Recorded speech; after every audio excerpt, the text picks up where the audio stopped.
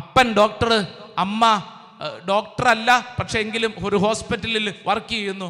ഒരു മകനേ ഉള്ളൂ. ഈ ചെറുക്കന് ഡോക്ടറാക്കണം. ഈ ചെറുക്കനാണെങ്കിൽ പഠിക്കാൻ അങ്ങനെയുള്ള താല്പര്യമില്ല, എന്നാൽ അവന് വേറെ പല കഴിവുകളും ഉണ്ട്. അപ്പം പറഞ്ഞു, എടാ ഞങ്ങളുടെ കുടുംബത്തിന്റെ അഭിമാനമാണ്, നീ കാത്തോണം. നീ കണ്ടില്ലേ, എൻ്റെ ചേട്ടന്റെ മകൻ ഡോക്ടറായി, എൻ്റെ സഹോദരിയുടെ മകൻ ഡോക്ടറായി, നീയും ഡോക്ടറായിക്കണം. ഇവന് പഠിക്കാൻ കഴിവില്ല. 47 ലക്ഷം രൂപയാണ് കർണാടകയിലുള്ള ഒരു പഠിക്കുന്ന സ്ഥലത്ത് MBBS പഠനത്തിന് കൊണ്ട് കൊടുത്തത്. 47 ലക്ഷം രൂപ. അവൻ ഡോക്ടറായി, ഒരു പൊട്ടൻ ഡോക്ടർ. അവനൊട്ടും താല്പര്യമില്ല. അവനെ ചികിത്സിക്കാൻ വരുന്നവരുടെ മുമ്പിൽ എങ്ങനെയാണെന്നുള്ളത് ദൈവത്തിന് മാത്രമേ അറിയത്തുള്ളൂ. എൻ്റെ പ്രിയപ്പെട്ടവരെ, നമ്മുടെയൊക്കെ ഈ കാലഘട്ടത്തിൽ മക്കളെ മനസ്സിലാക്കാൻ പറ്റിയില്ലെങ്കിൽ അവർ വളർന്നു വരുന്നത് മുറിവേറ്റാണ്, പ്രതിഷേധത്തിലാണ്, അസ്വസ്ഥതയിലാണ് അവർ വളർന്നു വരുന്നത്.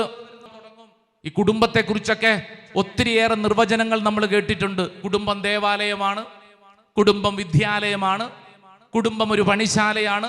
എനിക്ക് ഏറ്റവും ഇഷ്ടപ്പെട്ടൊരു നിർവചനം എന്താണെന്നറിയോ? കുടുംബം ഒരു ആതുരാലയമാണ്, കുടുംബം ഒരു ആശുപത്രിയാണെന്ന്. രോഗിയാവുമ്പോൾ നമ്മൾ ആശുപത്രിയിൽ പോകും, ചികിത്സ നടത്തും.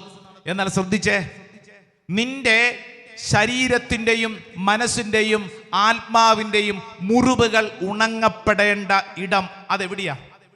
നിന്റെ വീട്ടിലാ. ഹല്ലേലൂയ. കുടുംബം ഒരു ആതുരാലയമാണെന്നൊക്കെ ഒരു നിർവചനം പഠിച്ചാൽ പോരാ, മറിച്ച് അതെൻ്റെ വീട്ടിൽ, എൻ്റെ കുടുംബത്തിൽ അത് മുറിവുകൾ ഉണക്കുന്ന ഒരിടമായി മാറണം. മുറിവുകൾ ഉണ്ടാവുന്നത് എങ്ങനെയെന്നും ഈ മുറിവുകൾ എന്താക്കി നമ്മളെ മാറ്റുമെന്നും സങ്കീർത്തകനായ ദാവീദ് നമ്മളെ പഠിപ്പിക്കുകയാണ്. സങ്കീർത്തനം 73 അധ്യായം 21 22. എൻ്റെ ആത്മാവിൽ കയ്പ് നിറഞ്ഞപ്പോൾ, എൻ്റെ ഹൃദയത്തിന് മുറിവേറ്റപ്പോൾ ഞാൻ മൂഢനും അജ്ഞനുമായി തീർന്നു. തൊട്ടടുത്ത വചനം ശ്രദ്ധിച്ചോളൂ. അങ്ങയുടെ മുമ്പിൽ ഞാനൊരു മൃഗത്തെ പോലെയുമായിരുന്നു. Praise the lord. ഹല്ലേലൂയ. വചനം കിട്ടിയോ? പലതകരം ഒന്ന് ഉയർത്തിപ്പിടിച്ചേ. ഞാൻ ഈ വചനം പറയുമ്പോൾ ഒന്ന് ഏറ്റു പറഞ്ഞ് പ്രാർത്ഥിക്കണേ. സങ്കീർത്തന പുസ്തകം 73 അധ്യായം 21 തിരുവചനം. എൻ്റെ ആത്മാവിൽ കയ്പ് നിറഞ്ഞപ്പോൾ, എൻ്റെ ഹൃദയത്തിന് മുറിവേറ്റപ്പോൾ ഞാൻ മൂഢനും അജ്ഞനുമായിരുന്നു. അങ്ങയുടെ മുമ്പിൽ ഞാനൊരു മൃഗത്തെ പോലെയുമായിരുന്നു. Praise the Lord.